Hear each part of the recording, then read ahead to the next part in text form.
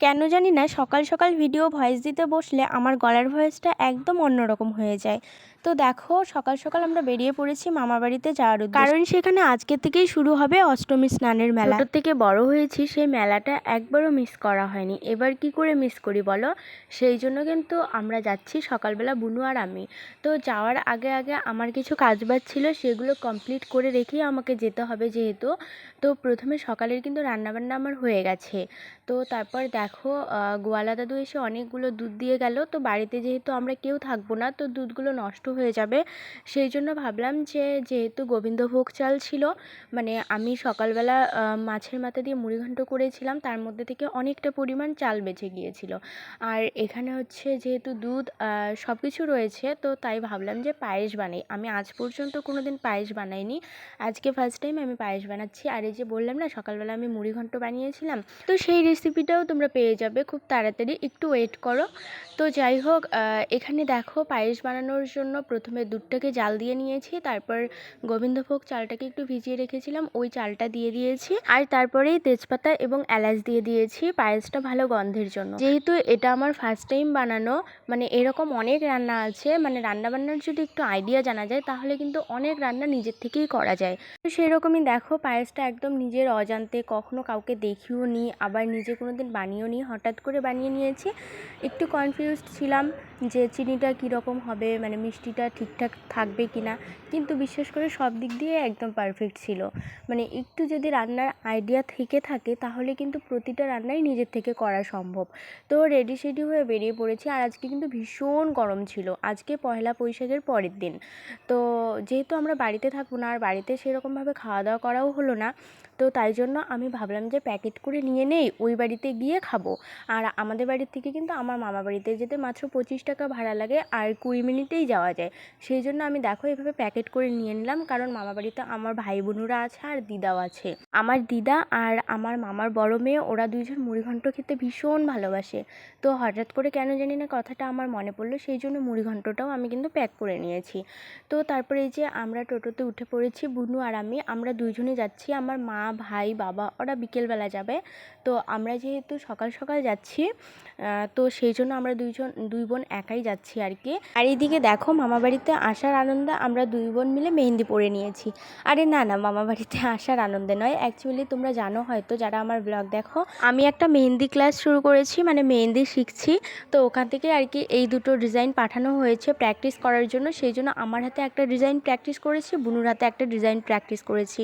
আর হ্যাঁ, তাছাড়াও আমি কিন্তু নন ব্রাইড এবং পার্টি মেহেন্দি পরেই। তোমরা যদি কেউ আমার কাছ থেকে মেহেন্দি পড়তে চাও তাহলে কিন্তু অবশ্যই আমার সাথে কন্ট্যাক্ট করতে পারো। তো যাই হোক, দেখো মামাবাড়ির সামনে একদম চলেই এসেছি। তোমরা কিন্তু অনেকেই হয়তো জানো আমার মামার বাড়ি নিগমনগর ঘাটপাড়। তো ওই যে দেখো মেলার মাঠে কিন্তু অলরেডি মেলা বসে গেছে, আজকে রাতের থেকে মেলা শুরু হবে। তো মেলা বাড়ি দেখতে দেখতে বাড়িতে চলে এসেছি। আর বাড়িতে এসে দেখো খাবারের প্যাকেটটা ভাইয়ের হাতে দিয়ে দিলাম, এবং ভাই কি খুশি, বাড়ির ভিতরে ঢুকে গেল। আর এইদিকে মামা যেই দেখলো আমরা গরমের মধ্যে চলে এসেছি, একদম পুরো ঘেমে ঘুমে একাকার। তো মামা আমাদের জন্য একটা তরমুজ নিয়ে আসলো, সব ভাই বোনরা মিলে এটা খাবো। তো বুনুকে দিলাম কাটার জন্য, ও কাটছে। আর আমি এখনও পর্যন্ত ড্রেসই চেঞ্জ করিনি, তার মধ্যে দেখো তরমুজ খাওয়া শুরু করে দিয়েছি। তরমুজটা খেয়ে একটু রেস্ট নিয়ে তারপর গিয়েছি বড় মাসির বাড়িতে ভাত খেতে। অ্যাকচুয়ালি আমার মামা বাড়ি আর বড় মাসির বাড়ি এক জায়গায়, তো মামা বাড়িতে না হলে বড় মাসির বাড়িতে এসে খাই, মানে যখন যেখানে হয় তখন সেখানেই খাই। তো এখানে এসে আজকে চিকেন রান্না হয়েছিল, আমি যেহেতু চিকেন খাই না তাই জন্য আমি শুধু লাউ ঘন্ট দিয়ে খাচ্ছিলাম। আর এইদিকে এই শয়তানটা আমার তো পিছুই ছাড়ে না, আমি যখনই আসি সারাদিন আমার সাথেই পড়ে থাকে। মানে এত সারাদিনে দুইজন মিলে লাফালাফি চাপাচাপি করি, ও এসে বলছে দিদি একটু ফোনটা দেন না, আমি ভিডিও দেখব।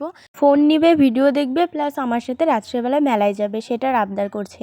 আর আমি এখানে বলছি তো সামনের দাঁত দুটো কী হয়েছে, ভাই বলছিল ওর সামনের দাঁত দুটো নাকি ইঁদুরে নিয়ে চলে গেছে। মানে ওর কথা শুনে এত পরিমাণে হাসছিলাম।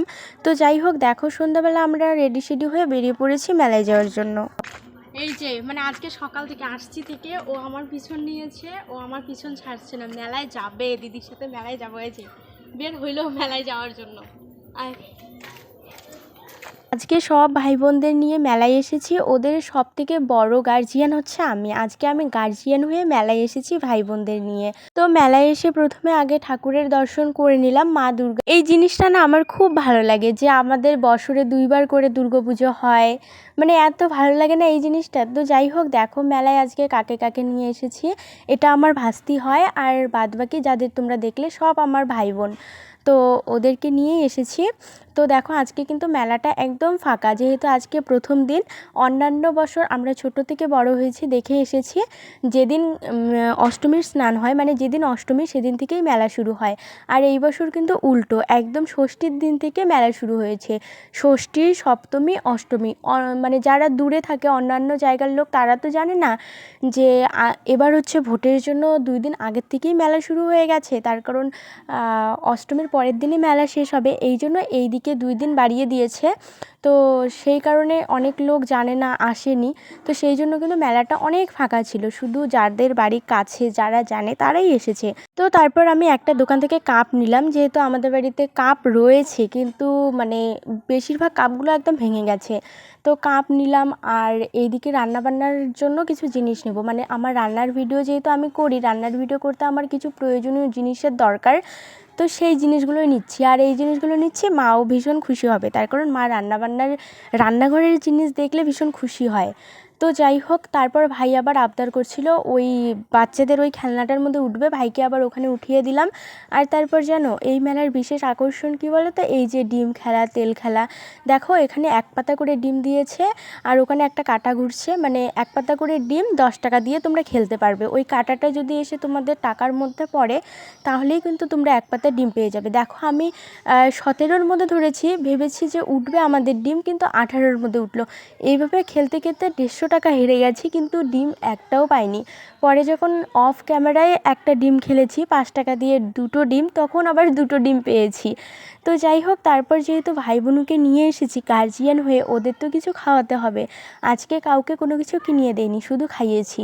তো ওদেরকে বললাম কী খাবি, ওরা সবাই বললো ফুচকা খাবে। তো সেই জন্য আমি ফুচকার দোকানে নিয়ে এসে প্রথমে ভাই বোনদের খাওয়ালাম, তারপর এইদিকে আমি আর আমার একটা বুনু মিলে খাচ্ছিলাম। তো আর এদিকে দেখো চারপাশের মেলাটা কিন্তু একদম ফাঁকা। আচ্ছা, তোমরা কি কেউ আজ নিগমনগর ঘাটপাড় থেকে আমার ভিডিও দেখছো? দেখলে কিন্তু অবশ্যই কমেন্টে জানাবে। আর তারপর দেখো মেলা শেষ করে আমরা বাড়িতে যাচ্ছি। এখন বাজে 9টার মতো, আর মেলাটা কিন্তু একদম শুনশান হয়ে গেছে। আর আমরা যেহেতু বড় গার্জিয়ান নিয়ে আসিনি, সেই জন্য আমরাও তাড়াতাড়ি বেরিয়ে যাচ্ছি। আর মেলাটা এত তাড়াতাড়ি শেষ হওয়ার কারণ ভোট সামনে, তাই। তো দেখো আমার ভাই কিন্তু রাস্তায় ঘুমিয়েও গিয়েছিল। তো আজকের ব্লগটা আমি এখানেই শেষ করছি, খুব তাড়াতাড়ি নতুন ব্লগ নিয়ে ফিরছি। ততক্ষণের জন্য তোমরা সবাই সুস্থ থেকো, ভালো থেকো, চলো টাটা।